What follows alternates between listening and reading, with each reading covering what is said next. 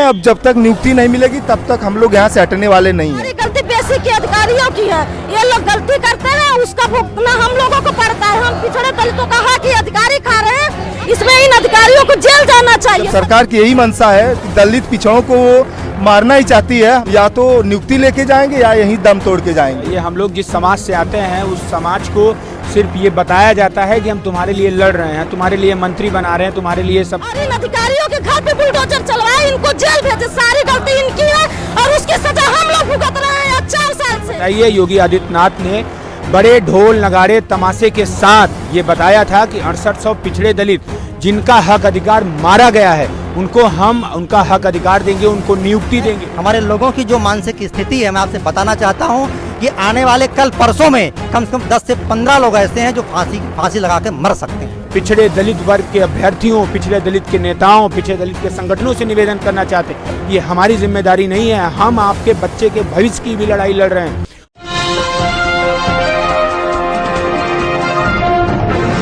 साथियों नमस्कार, मैं हूं नीरज पटेल और आप देख रहे हैं नेशनल जनमत। 69,000 शिक्षक भर्ती घोटाला मौजूदा दौर में योगी आदित्यनाथ की गले की हड्डी बन चुका है और इसको घोटाला मैं नहीं कह रहा हूं बल्कि राष्ट्रीय पिछड़ा वर्ग आयोग की रिपोर्ट और स्वयं योगी सरकार ने सदन में मान लिया था कि हां, इस भर्ती लिस्ट को बनाने में हमसे चूक हुई। अभ्यर्थियों का कहना था कि 19,000 ओबीसी एससी वर्ग के छात्रों के साथ अन्याय हुआ है, लेकिन सरकार ने पहले फेज में अपनी गलती मानते हुए 6800 ओबीसी एससी वर्ग के छात्रों की सूची जारी करते हुए कहा था कि अब इनको भी नियुक्ति पत्र सौंपा जाएगा।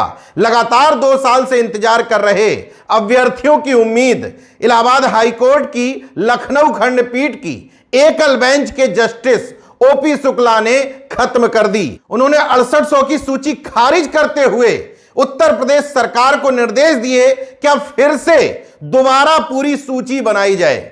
इस मामले में लगातार लड़ रहे अभ्यर्थियों का कहना है कि सरकार ने कोर्ट में लचर पैरवी की और कोर्ट ने भी समझा कि इन 6800 में उनके वर्ग का मतलब ओबीसी एससी के अलावा कोई अन्य चयनित नहीं है, इसलिए आनन फानन में इस सूची को खारिज कर दिया। सरकार द्वारा पैरवी न करने की बात सिर्फ अभ्यर्थी ही नहीं बल्कि विपक्ष के नेता अखिलेश यादव ने भी उठाया और इन्हीं सब मांगों को लेकर के अभ्यर्थी पहले मंत्री संदीप सिंह के आवास पर पहुंचे। वहां सुनवाई न होने पर SCERT यानी कि बेसिक शिक्षा के निदेशालय पर धरने पर बैठ गए। बड़ी संख्या में योगी आदित्यनाथ सरकार के खिलाफ नारेबाजी भी की। नेशनल जनमत के संवाददाता विनीत कुमार उन सब अभ्यर्थियों से बातचीत करने पहुंचे, जरा सुनिए। नमस्कार साथियों, आप देख रहे हैं नेशनल जनमत और मैं हूं विनीत। इस समय हम लखनऊ SCERT के कार्यालय पर खड़े हैं। यहाँ आप देख सकते हैं तमाम छात्र 69,000 शिक्षक भर्ती में हुए आरक्षण घोटाले के खिलाफ प्रदर्शन कर रहे हैं। छात्रों में आक्रोश है। छात्रों से बात करेंगे और समझने की कोशिश करेंगे कि क्या चल रहा है पूरा। क्या नाम है आपका? नीतू वर्मा। नीतू वर्मा। सरकार हमारी मांगे पूरी नहीं कर रही है। हाँ। मैं मेठी से और हम लोग साल भर इसी लिस्ट को लेकर लड़ते रहे रोडों पे, पर भी को सरकार का ऐसा हुआ है कि हमारी लिस्ट को क्वैश कर दिया गया। सर, मैं अनु पटेल मिर्जापुर से आई हूँ। सर, ये प्रदेश की 69,000 शिक्षक भर्ती अब तक की सबसे बड़ी शिक्षक भर्ती है, जिसमें ये अधिकारियों की गलती है। ये अधिकारी पहले गलती करते हैं, अपने लोगों को नियुक्ति दे देते हैं और हम लोगों का पिछड़ों का अधिकार खा जाते हैं। फिर उसको ये लोग मानवीय भूल है, त्रुटि हो गई है। फिर ये लिस्ट जब हम लोग साल भर धरना करते हैं, हमारी बात माननीय योगी जी तक पहुँचती है। योगी जी हम लोगों को बुलाते हैं, फिर अधिकारियों को निर्देश देते हैं कि जो भी त्रुटियां हुई है उसको सही करो। फिर ये अधिकारी 6800 की लिस्ट देते हैं, जिस लिस्ट पे पूरे बेसिक के अधिकारियों का सिग्नेचर होता है। फिर ये अपने लोगों द्वारा ही इसको सिंगल बेंच में भिजवा देते हैं, वहाँ चैलेंज करवा देते हैं। फिर वहाँ पे सरकारी वकील जाके पैरवी भी करते हैं, लेकिन ये ढीला ढाली पैरवी की वजह से, लचर पैरवी की वजह से वहाँ से हम लोगों की लिस्ट को रद्द करवा दिया जाता है। आपके माध्यम से सर हम ये कहना चाहते हैं कि सरकार हमारे लिए डबल बेंच जाए, चाहे सिंगल बेंच जाए, आर्डर को मॉडिफाइड करवाए या डबल बेंच जाके स्टे लेके हमको नियुक्ति दे। और हमको नियुक्ति नहीं, ये सारी गलती बेसिक के अधिकारियों की है। ये लोग गलती करते हैं, उसका भुगतना हम लोगों को पड़ता है। हम पिछड़े दलितों का हक ही अधिकारी खा रहे हैं, अपने रिश्तेदारों की नियुक्ति दे रहे हैं। इसमें इन अधिकारियों को जेल जाना चाहिए, सरकार को इस पे एक्शन लेना चाहिए और हमारा अधिकार देना चाहिए। आपके माध्यम से माननीय योगी जी से यही कहना चाहते हैं, डबल बेंच आए, हमारी पैरवी करे और हमारी लिस्ट बचाए, हमको नियुक्ति दे और इन अधिकारियों के घर पे बुलडोजर चलवाए, इनको जेल भेजे। सारी गलती इनकी है और उसकी सजा हम लोग भुगत रहे हैं 4 साल से, 15 महीने से धरना दे रहे हैं। इको गार्डन से लेके SCRT से लेके मुख्यमंत्री आवास, शिक्षा मंत्री और जहाँ ये प्रशासन के लोग हम लोगों को मार के, डंडे मार के, घसीट के भगाया जाता है।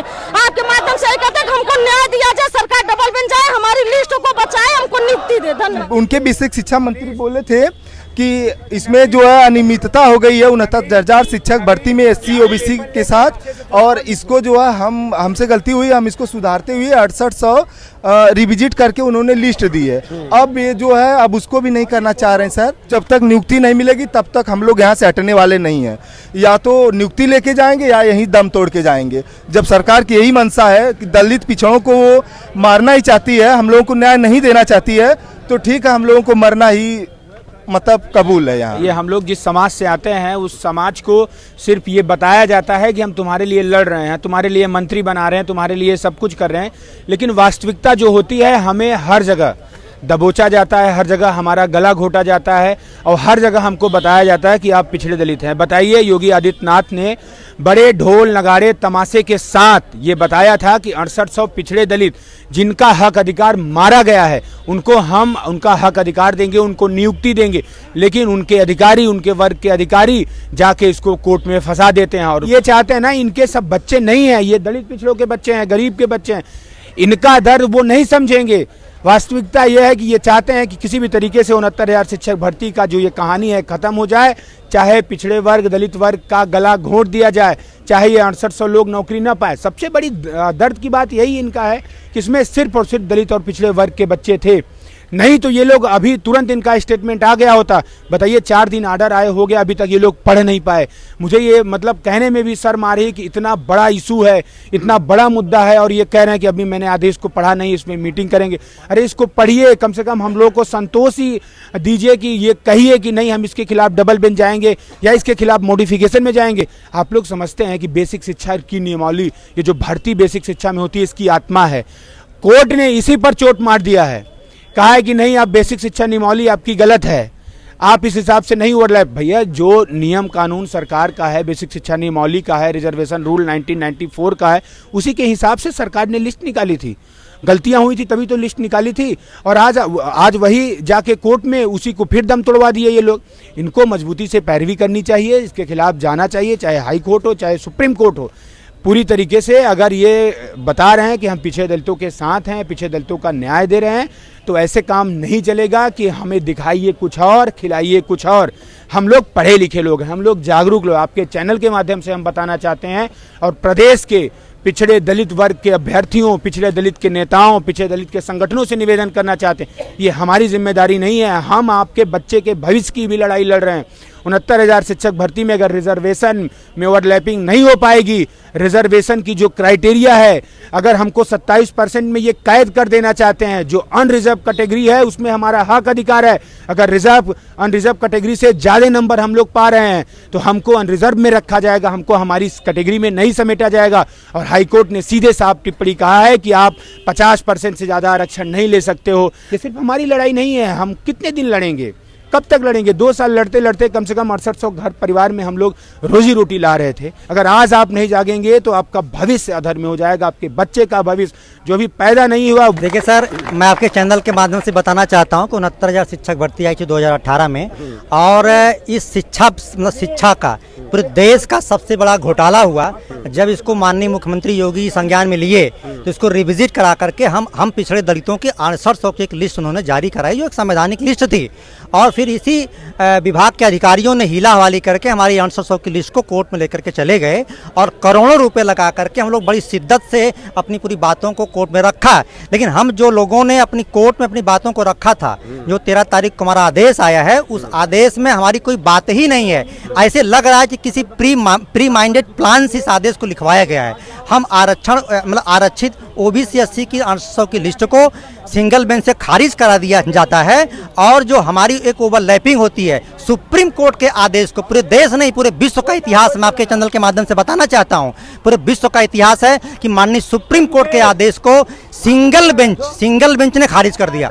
ऐसा कभी हुआ है क्या? मेरी मांग है विभाग से और माननीय योगी जी से मांग है कि अपने अधिकारियों को निर्देशित करें कि हमारे खिलाफ जो आदेश आया है इसका मॉडिफिकेशन कराएं, डबल बेंच में जाएं, सुप्रीम कोर्ट जाएं और हमारी लिस्ट को बहाल करके हमको नियुक्ति दें। अगर नहीं देते हैं, आपके चैनल के माध्यम से एक बात और कह देना चाहता हूं कि परसों के डेट में कन्नौज का एक आरक्षित एक ओबीसी का लड़का फांसी लगा करके मर गया है। कल एक आजमगढ़ का लड़का फांसी लगा करके मरा है। हमारे लोगों की जो मानसिक स्थिति है मैं आपसे बताना चाहता हूं कि आने वाले कल परसों में कम से कम 10 से 15 लोग ऐसे हैं जो फांसी लगा के मर सकते हैं। जो स्थिति मैं देख रहा हूं उनकी मानसिक स्थिति बदतर है। और एक बात और कहना चाहता हूं, मैं अपने सभी भाइयों से अनुरोध करूंगा कोई ऐसा ना करे। अगर हम 1 रहेंगे, 10 रहेंगे, 1000 रहेंगे, 10,000 रहेंगे, तब भी उतनी शिद्दत से लड़ेंगे। और अगर नहीं दोगे तो आपसे आरक्षण अपनी 800 की लिस्ट छीन करके यहाँ से जाएंगे और यहीं डटे रहेंगे। धन्यवाद। अब देखना यह होगा कि लगातार प्रदर्शन कर रहे इन अभ्यर्थियों का हौसला कब तक बरकरार रहता है और वो सरकार से आंख में आंख मिला करके अपना नियुक्ति पत्र मांगते रहेंगे। देखते रहिए नेशन जनमत, जागरूक और सजग बने रहिए। जय विज्ञान, जय संविधान, जय लोकतंत्र। धन्यवाद।